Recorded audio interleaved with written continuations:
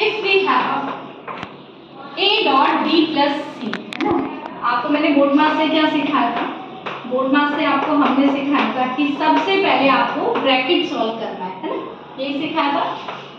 Small, फिर middle, फिर big, फिर ऑफ आपका, फिर डिवीजन, मल्टीप्लिकेशन, एडिशन और सब्ट्रैक्शन, ये सिखाया था।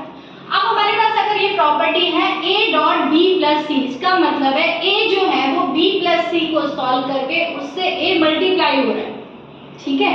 तो अगर इसमें डिस्ट्रीब्यूटिव प्रॉपर्टी की तरफ आप जा रहे हैं तो आप क्या करेंगे, इसका मतलब है a जो है वो b से भी मल्टीप्लाई हो रहा है, डॉट का मतलब मल्टीप्लाई होता है, ठीक है। बीच में प्लस है तो आप प्लस लगाएंगे और फिर a जो है वो c से भी मल्टीप्लाई हो रहा है, समझ गए आप।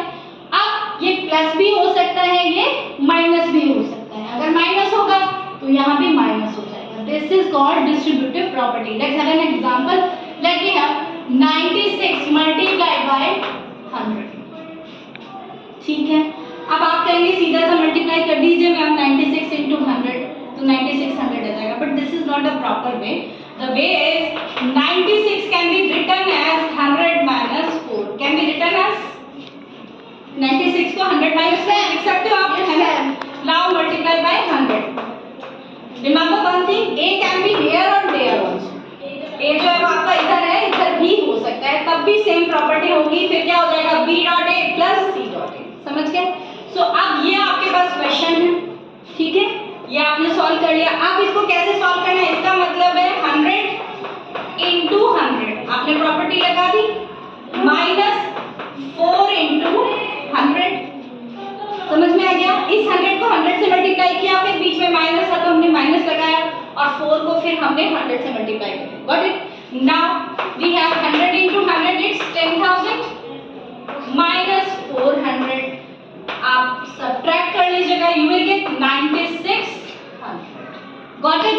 If we have some other example, let, अगर आपके पास होता 103 into 1000, ये होता आपके पास, है ना। तो इसका मतलब क्या होता, 100 प्लस 3, इजी वे में आपने चेंज कर लिया, ठीक है।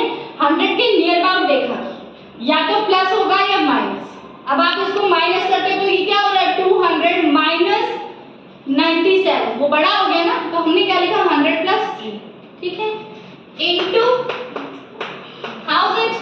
तो अब आप क्या करोगे, 100 इनटू 1000 प्लस 3 को 1000 से मल्टीप्लाई कर दिए 3000, तो ये क्या हो गया 1 लाख, ठीक है। टोटल 50 हो गई, 2 ये और 3 ये, ठीक है, 50 हो गई plus 3000, so it can be written as 103 multiplied by 3000, ठीक है, समझ में आ गया।